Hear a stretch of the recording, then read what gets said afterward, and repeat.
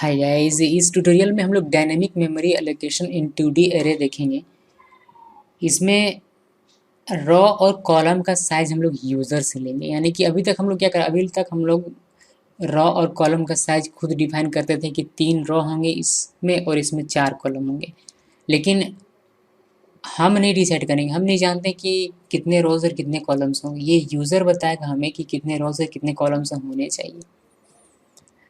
तब ये कैसे होता है, यही अभी हम लोग देखना। जैसे 2-3 लाइन्स ऑफ कोड हैं जिसके बारे में जिसमें आपको खास ध्यान रखना पड़ता है। जैसे कि सबसे पहले आपको स्कैनर क्लास को इंपोर्ट करना पड़ेगा। स्कैनर क्लास का एक ऑब्जेक्ट क्रिएट करना पड़ेगा। उस ऑब्जेक्ट के थ्रू आप नेक्स्ट इंट मेथड का यूज़ करेंगे, जिससे कि यूज़र जो भी इनपुट करेगा, जैसे कि एम को हम लोग मान लेंगे रॉ का साइज। तो यूज़र से हम पूछेंगे कि आप कितना रॉ बनाना चाहते हैं, वह जो भी इनपुट करेगा वह एम में जाकर स्टोर हो जाएगा। फिर हम लोग पूछेंगे यूज़र से कि आप कितना कॉलम लेना चाहते हैं, तो जो भी वैल्यू यूज़र इनपुट करेगा वह एन में हो जाएगा। यानी कि एम इक्वल है रॉ का साइज, एन इक्वल है कॉलम का साइज। ओके, अब हम लोग क्या करते हैं, जब हम लोग 2D एरे को डिफाइन और सॉरी 2D एरे को जब आप डिक्लेयर करते हैं या उसका मेमोरी एलोकेशन करते हैं, तब हम लोग क्या करते हैं कि इंट रोल न्यू इंट में यहाँ 3 और 4 लिखने के बजाय हम लोग एम और एन लिख देते हैं। ठीक है, इस तरीके से हम लोग डायनेमिक मेमोरी एलोकेशन करते हैं। चलिए इसका हम लोग कोड देखते हैं, पूरा कोड, जिससे कि हमें ठीक से समझ में आएगा। ठीक है, यहाँ मैंने स्कैनर क्लास को इंपोर्ट किया है। ये मेरा मेन मेथड है। मेन मेथड के अंदर ही हम लोग पूरा प्रोग्राम लिख रहे हैं अभी। तो स्कैनर क्लास से मैंने एक ऑब्जेक्ट क्रिएट किया है ओबीजे। सिस्टम आउट प्रिंट के थ्रू मैं लिख रहा हूँ यहाँ इंटर नंबर ऑफ रोज, यानी कि कितना रोज आपको चाहिए आपके मैट्रिक्स में या फिर आपके 2D एरे में, और मैंने पूछा। तो यूज़र जो भी इनपुट करेगा वह एम में जाकर स्टोर हो जाएगा इस स्टेटमेंट के थ्रू। यहाँ ओबीजे का यूज़ करके हमने स्कैनर क्लास के एक मेथड नेक्स्ट इंट का यूज़ किया है। नेक्स्ट इंट क्या करता है, कोई भी इंटीजर वैल्यू को होल्ड करने में हमारी हेल्प करता है।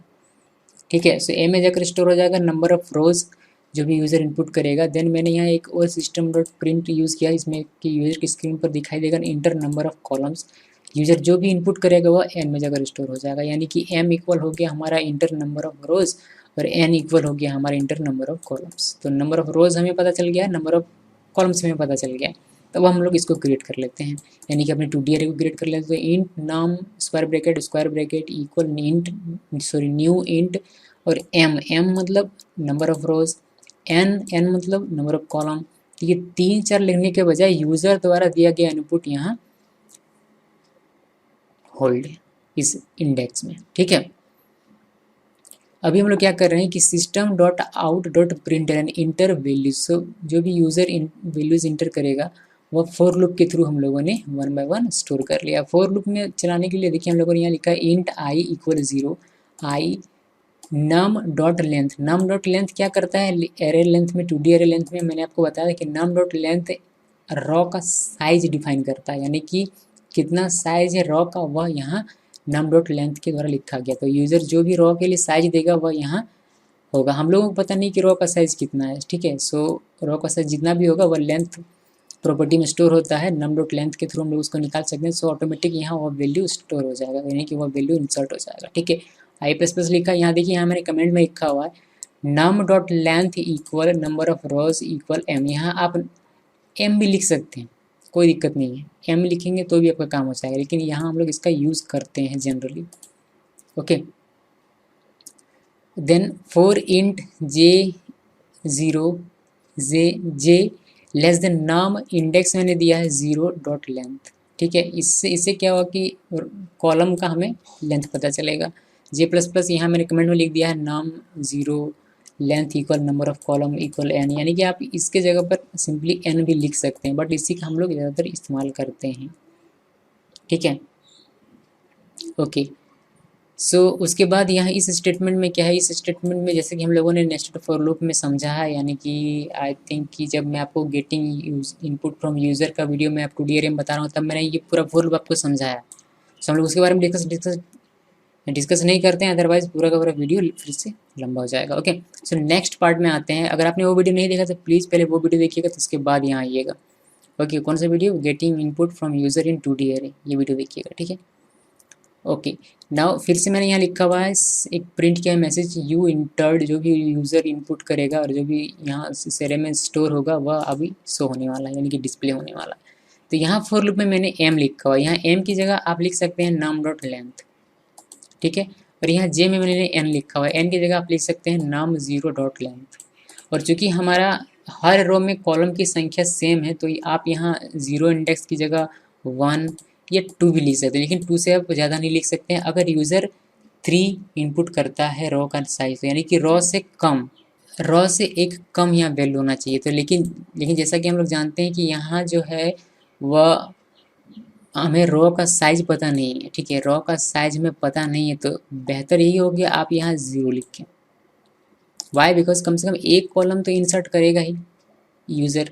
सो यहाँ ज़ीरो लिखते हैं, तो वो फर्स्ट हमारे लिए फर्स्ट, कंप्यूटर के लिए ज़ीरो। ओके, सो यहाँ ज़्यादा एक्सपेरिमेंट इस, जब हम लोग इसका फोर लूप में यूज़ कर रहे हैं इस तरीके से for dynamic memory allocation, then बेहतर होता है कि आप यहाँ ज़ीरो इंडेक्स में लिखें, ठीक है। ओके, सो नेक्स्ट आते हैं। नेक्स्ट यहाँ मैं बात कर रहा था इसकी, एन लिखा मैंने और इसको मैंने system dot out dot print के थ्रू इसको मैंने प्रिंट कर दिया। आईजे में जो भी होगा स्टोर होता जाएगा और प्रिंट होता जाएगा, जैसे जैसे यहाँ यहाँ जो स्टोर होता है वह यहाँ इंडेक्स के थ्रू प्रिंट होता जाएगा। इसको चलिए रन करते हैं और देखते हैं।